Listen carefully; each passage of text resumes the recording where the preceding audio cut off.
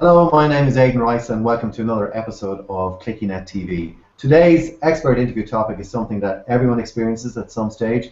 It's something that thousands of people look for every day online in your local area alone, and that is how to find a good architect. We're excited that you're here with us today. I'm thrilled to have a very special guest with us.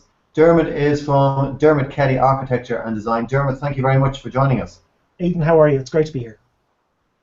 Great. Now, Dermot, you are founder of the highly regarded Dermot Kelly Architecture and Design firm. We've brought you on here today to answer a few questions that we've had from several viewers, and that is, with so many architects out there, how does someone go about finding the right one for them, and what advice would you give our viewers on what they should look for before they actually assign an architect?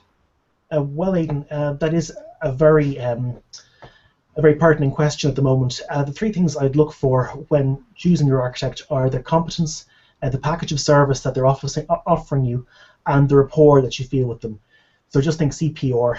And for the competence is probably the first hurdle to cross when you're picking an architect. You want to, first of all, make sure that they are a qualified architect, and you do that by checking that they're members of the Royal Institute of the Architects of Ireland. So they should have MRIAI after their name. So that's the first thing.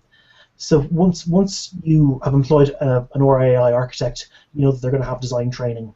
They're also going to be competent to take care of the other statutory legal obligations that you have when you're doing a building job. On a larger house extension or a new build, you will need services under the new building control regulations, which came into effect in March of 2014. So you need to be able to appoint somebody who can act to certify the design and to certify the building properly when it's built. So that's a major issue, and it'll have a big impact on the fee. The next thing is you need somebody who's competent to act as the project supervisor for the design process for health and safety. And most RAI architects do provide that role, certainly for domestic projects. So once you've got a competent architect, look at the package of services that they're offering you. The starting point for the package of services is the RAI Client Architect Agreement for Domestic Works, and it's the standard contract that architects use. It's designed partly for consumer protection and partly to set out a list of the duties that the architect will do for you. So the actual work that you pay for is set out in that list.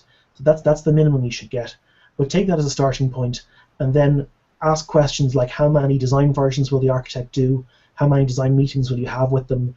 Will it just be a one-off process where they put a design in front of you and you say yes or no, or will you work with them iteratively to come up with something that really suits your needs? At this stage, you know, with technology being at the level that it's at, you shouldn't accept a two-dimensional design process. It should be a three-dimensional design process. So that might be using 3D computer graphics, or it could be using traditional white card models. The white card modeling process is indicative of a really excellent design process, but it's also very expensive. So 3D graphics packages are usually the best balance between cost and quality. And lastly, of course, the rapport that you feel with your architect. Do you feel that you can just pick up the phone and talk to them? Would you be comfortable taking difficult advice from them if a problem arose during construction? So you need to feel that this is a person you can spend a lot of time with. The design and the construction process could last for months or even years on some large complex projects. So that's an important thing. So it's a personal thing. Check out their portfolio, have a chance to meet them, talk to a few, and you'll know when it feels right. And once you tick the boxes in terms of competence and you're getting a good package, it's very much about just how you get on with them and if you believe in them. That's great advice, Dermot, and thank you for that. It definitely makes a lot of sense. But let me ask you, having been in this business for such a long time, I'm sure you've seen a lot of architects come and go, and I know there are many reasons why you've been so successful, but I guess it has with the experience that you leave your customers with. Can you tell me any experience that you and your colleagues actually create for your customers? Well, I like to think that my process is quite collaborative. I feel that the client should be in control of the design as much as possible, that I should work with them to get the solution that they want.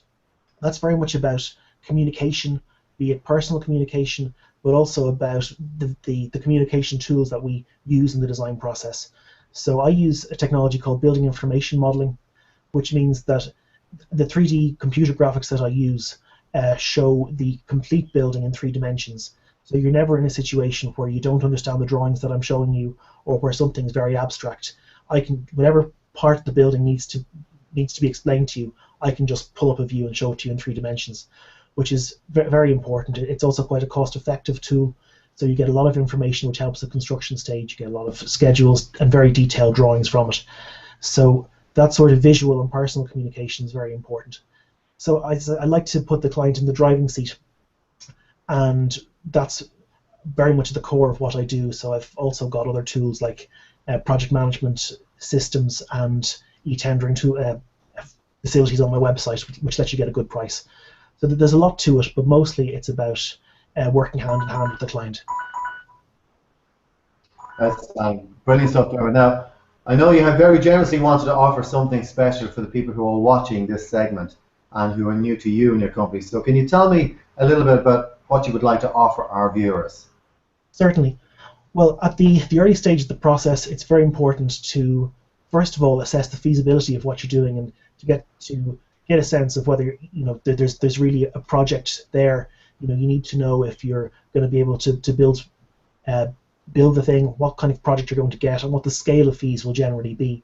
So at the start of the project, I like to call out to the site, or to your home, or to whatever building we're talking about. Spend a couple of hours, walk through it, do some sketches of what might be possible, give you information about the process of building and the process of working with an architect, and really just to set you on the road towards getting started with the design.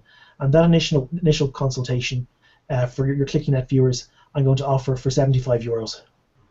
Wow. Now, you did say that you had something special offer, but that really is very generous. So for everyone watching, especially those with a new build in mind, if you're looking for a truly professional architect, one that you can truly trust, you can reach Dermot and the team at Dermot Kelly Architecture and Design on 086 087 5174 on the web address dkad.ie. Dermot, I know you're really busy, but I want to thank you once again for the time you've taken to speak with us today, and I also want to thank you for the outstanding advice and, of course, your very generous offer.